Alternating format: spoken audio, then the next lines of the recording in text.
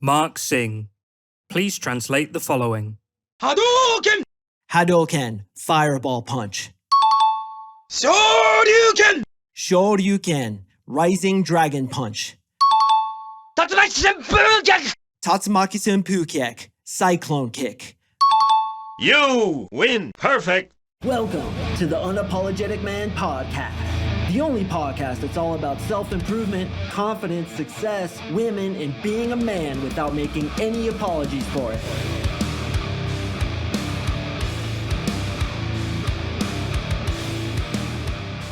What is up, gentlemen? Thank you for tuning in to another episode of the UMP. I hope you enjoyed that introduction. When I was a kid, and I hope this is true for you too, I did nothing but played Street Fighter 2. Now, this for me was in the 80s and 90s where you would go to 7-Eleven and play on the video game machine. And me and my best friend Ira at the time, we would just pump quarter after quarter after quarter into the video game machine. And every time they would say something, we're English speaking. We didn't know what the Japanese meant. Particularly with Tatsumaki Senpu kick, which means cyclone kick, we would always be like, yeah, you kick every time we would do it. And it wasn't until I moved to Japan that I asked people what the hell it meant. And I was so pumped when I first found out that yun kick actually is Tatsumaki Senpu kick, which means cyclone kick. And for those of you guys that have played the video game, you know he like spins around kicking. I was so pumped when I first heard that. So if you've ever played Street Fighter 2, 3, 4, 5, 6, whatever, you probably got a chuckle out of that intro. If you've never played those video games before, then you're like, what the literal fuck is this guy talking about? What I'm talking about is how to attract Asian women. And that's what we're going to talk about in this episode. Yellow fever, as it's called. Do you guys know why it's called yellow fever? It's because supposedly Asian people have yellow skin, which can't really be corroborated by any of my experiences. But nonetheless, it's called yellow fever, which is just being so unbelievably attracted to Asian chicks. And I'm going to be honest with you. When I lived in Japan, which I did for 4 years, I had that yellow fever.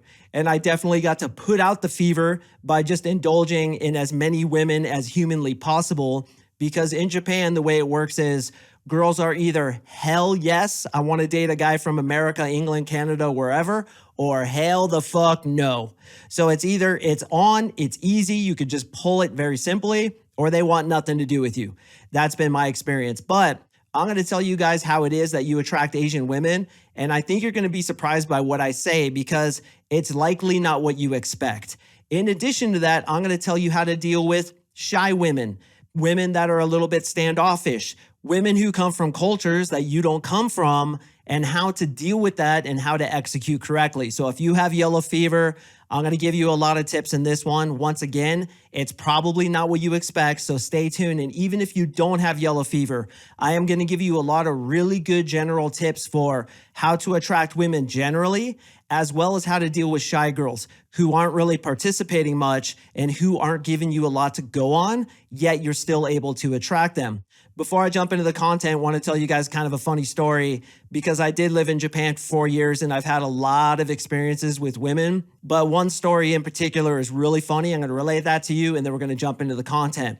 So they have these places in Japan called Nampa Koen. Nampa means to hit on girls, to go specifically to try to get girls, which of course is why a lot of you listen to my podcast. Koen means park.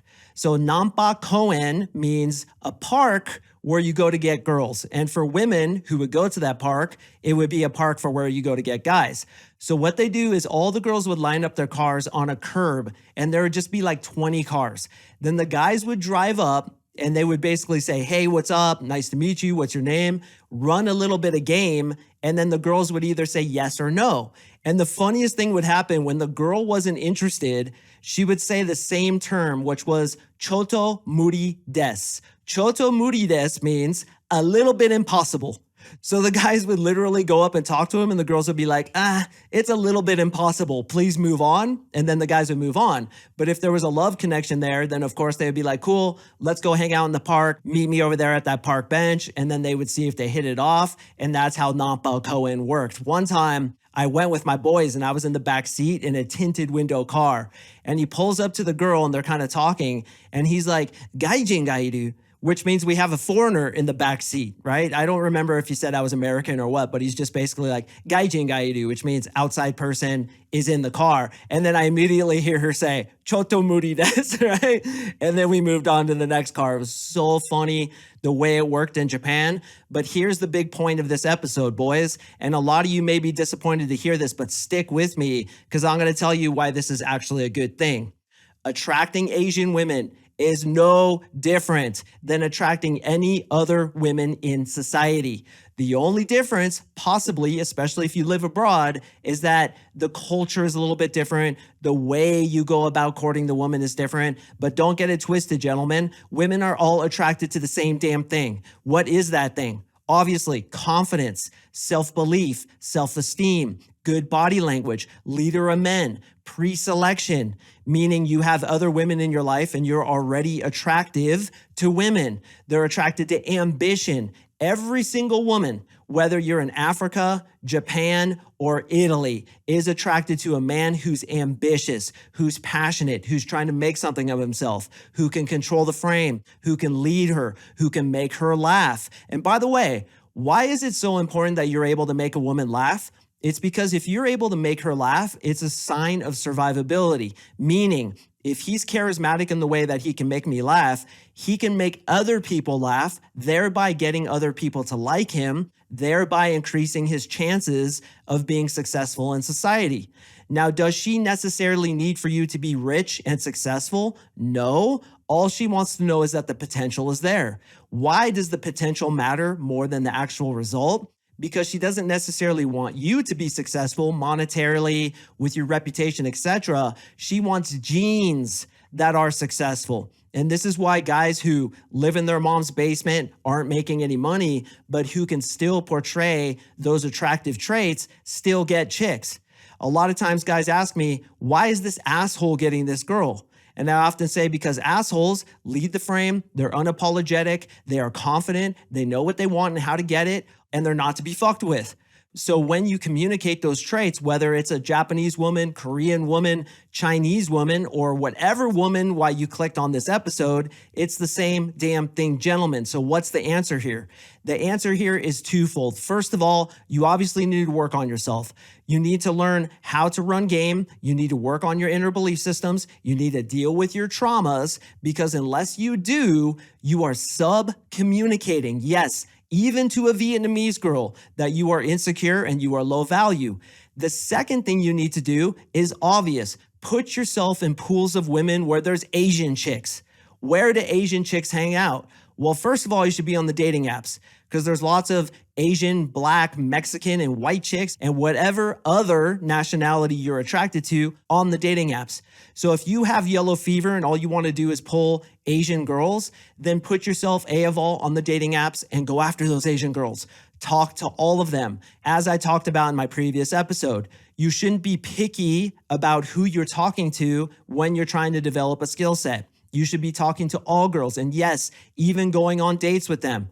And as I said in that previous episode, you don't have to have sex with her. You don't have to kiss her. You don't even need to touch her hand beyond shaking it when you first meet her. You are giving her an experience. You are cracking her up, telling her stories, practicing so that you can develop the skill set.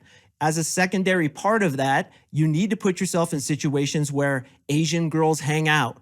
Okay, I'm not going to racially assume where Asian girls hang out, but we all know where they hang out, right? They often hang out in those huge centers where there's like an Asian market, there's freaking pad thai, there's pho, there's a couple Chinese restaurants. It seems like the Asian population really sticks within itself. So you, let's say, are a white guy, you roll into such a supermarket, maybe asking advice about what is the best pad thai to buy, or what is the best sushi place around here, or just asking her about herself, like, hey, where did you get that thing? What is that thing? Doing it the exact same way you do it to a white chick. And that's the point of this episode. It is the same, gentlemen. Attraction works how attraction works. They're attracted to high value, ambition, confidence, frame, and game is the most important thing. But when doing it to an Asian girl, You just do it at a different location. You do the exact same thing.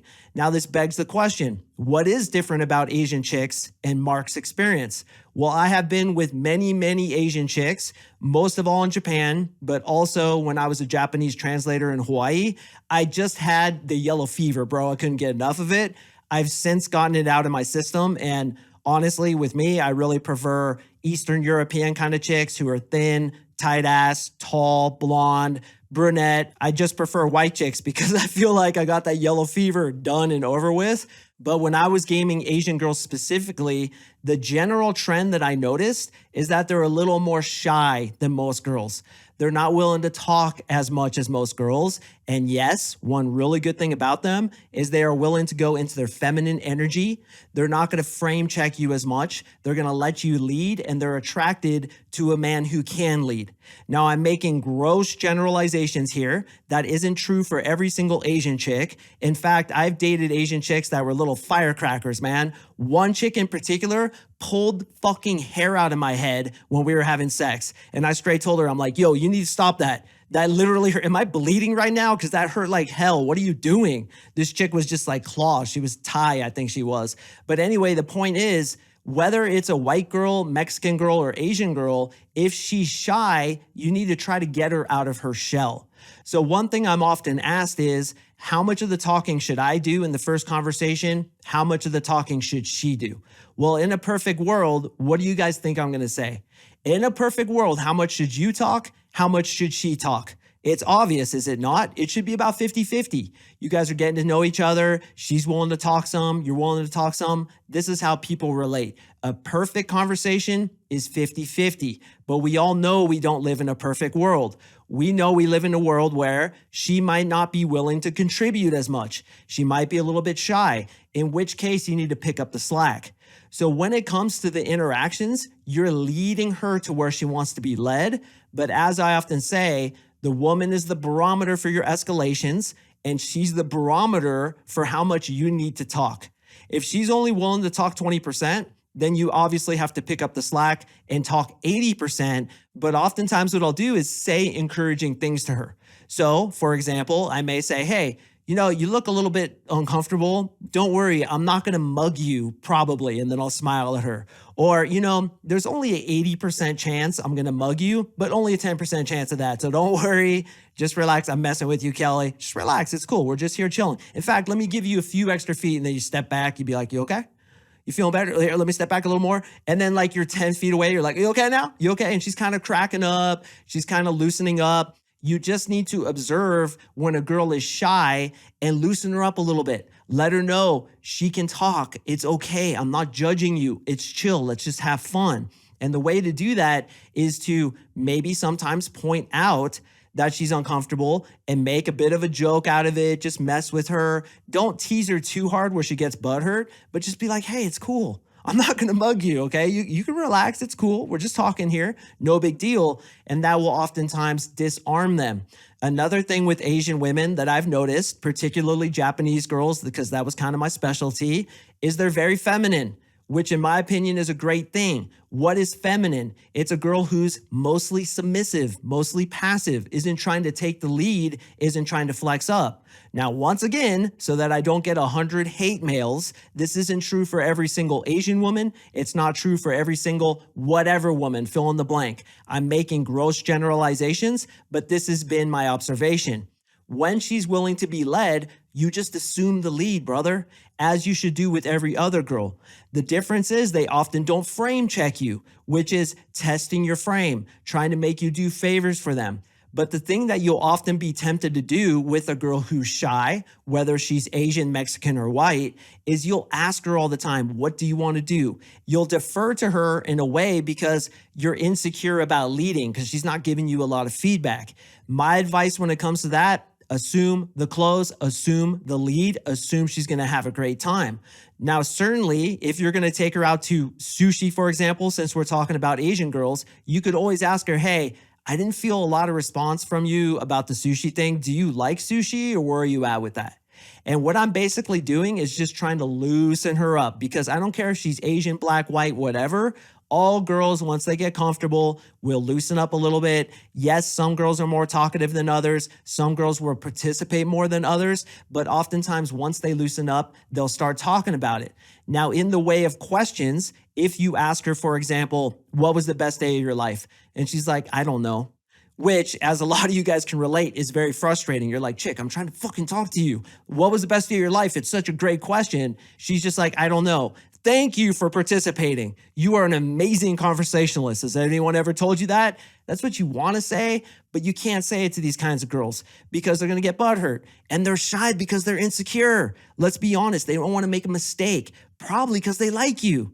A girl who isn't attracted to you is very unlikely to be shy. She's just going to be like, not interested, get out of here. But a girl who's kind of into you, she goes into her feminine, she gets shy. And the way to pull her out of that is to ask her questions. And if she avoids it, push it a little bit. Going back to my previous example, I said, what was the best day of your life? She's like, I don't know. You'd be like, come on. You definitely had the best day of your life. Okay, let's think about this. This past year, what's the coolest thing that happened to you? And kind of guide her in a way. Now, one good thing about women who are in their feminine energy is that they are naturally more attractive. Why is that? A woman who's deeply feminine is the opposite of a man who's deeply masculine, which hopefully you are, and there's sexual tension there. The further the distance between her femininity and your masculinity, the more tension there is, the better the sex is. Although I will say, and I hope nobody gets butthurt about this, for the majority of Japanese girls, they freaking laid on their back, closed their eyes, and just went like a blow-up doll. Because I banged many blow-up dolls, and I'll tell you what, that's like having sex with a Japanese girl, at least in my experience. A few of them were different. I'm not saying all of them are like that, so don't get butthurt, but I'm saying that a lot of them were that way, and it got pretty damn boring for me, which is why I do prefer women of my own race. I like Eastern European chicks. They're so goddamn banging. Like if you take a Ukrainian chick, a Romanian chick, or a Czechoslovakian chick and compare her, in my opinion, to a Japanese chick, no comparison whatsoever. But the interesting thing about Japan is you'll have a shit ton of 8s. And when I say 8, I mean 8 out of 10 girls, but very few 9s and very few 7s. It seems like, especially in Osaka and Tokyo, all the chicks are 8s. And you're like, dude, they're all like pretty hot, but not like, oh my God, dude, I'm going to come just looking at this girl, which you often find in Ukrainian chicks, Eastern European chicks, in my opinion.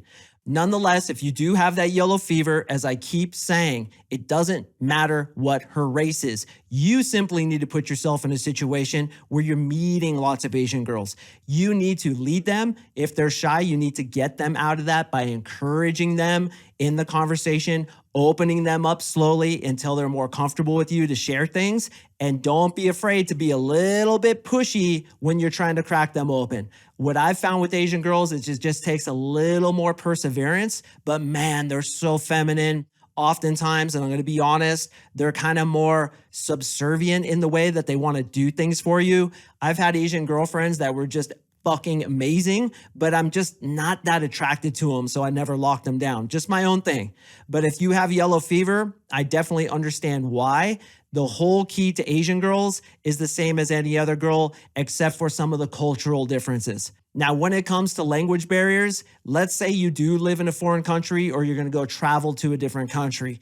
The cool thing about you, brother, is you speak English. Generally speaking, English is the most accepted language in the entire world. Not always true, because in Japan, for example, particularly in the rural areas, nobody speaks English. But as I said before, in Asia particularly, it seems like the girls are either like, hell yes, he's a white dude from America, England, Canada, Australia, or hell no, I want nothing to do with him. So let's say you are traveling to Thailand or something. I know a lot of you Aussies go to Thailand, you go to Bali to get your dick sucked by some Thai chick and you pay for it. It's like the best moment of your life. That's cool if that's what you want to do. But let's say you go there and there is the language barrier. Speak English. Do not try to speak their language except for little words here and there to be cute. Make them speak English. Why? Because you are then controlling the frame. You're the one whose language we are using, therefore you're the one who's leading.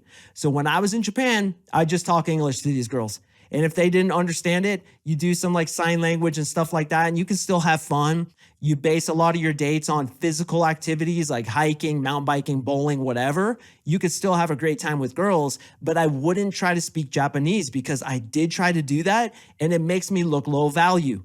For guys who don't speak English well, unfortunately, they automatically kind of have low value in the United States. You get a guy with a very thick accent trying to hit on a girl, you can see how that doesn't look as good as if, for example, his language was the dominant language. He goes up to the girl expecting her to speak it. Now she's in the position of, oh, I have to work hard, I have to concentrate. And it actually makes her more attracted to you because you're leading it.